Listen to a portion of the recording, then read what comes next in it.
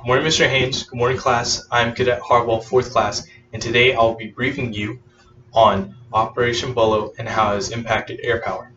I'll first go over the losses during Operation Rolling Thunder, the planning of Operation Bolo, the execution of Operation Bolo, and the impact of the mission.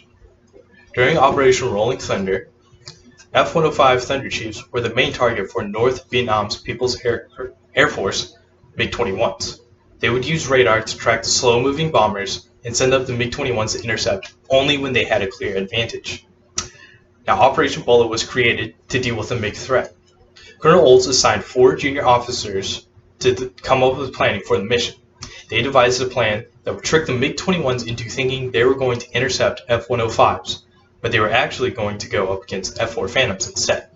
They did this by using the same routes the bombers would take, using bomber call signs, and flying at slower speeds and closer formations to deceive radars.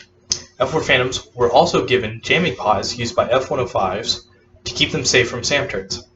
Now, the F-4 Phantom wasn't the only aircraft used during this operation. 25 KC-135 aircraft refueling, 32 F-105s, and some combat support aircraft were all used and played key roles in this mission. Operation Bolo commenced on January 2nd and resulted in 7 downed MiG-21s. Olds' flight, led by Colonel Olds himself, simulated the F-105s and deceived radar scans and caused the MiG-21s to be scrambled. Forward flight, led by Vice Commander Colonel James, came second into the area just as the MiG-21s began to engage. And forward flight, led by Captain Stone, came third into the area to make sure no MiG-21s tried to escape to China.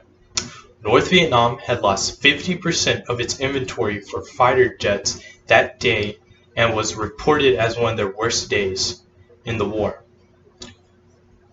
The same tactics would be used again to down 2 additional MiG-21s and resulted in North Vietnam grounding the rest of their fighter jets and revising planning and tactics for several months. This ingenious way to trick North Vietnam's radar and surprise their fighter jets led to the 8th Tactical Fighter Wing becoming the top MiG-killing unit in the Air Force. Operation Bolo had also showed that deception could be used to take the enemy by surprise and give the advantage to the U.S. pilots.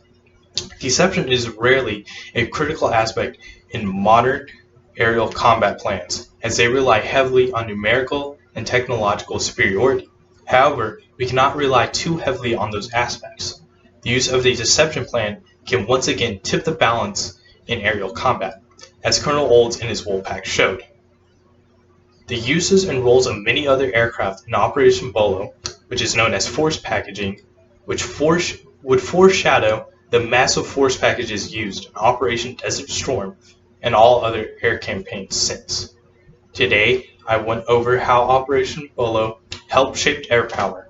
I went over the losses during Operation Rolling Thunder, the planning of Operation Bolo, the execution of Operation Bolo, and the impact of the mission. Are there any questions?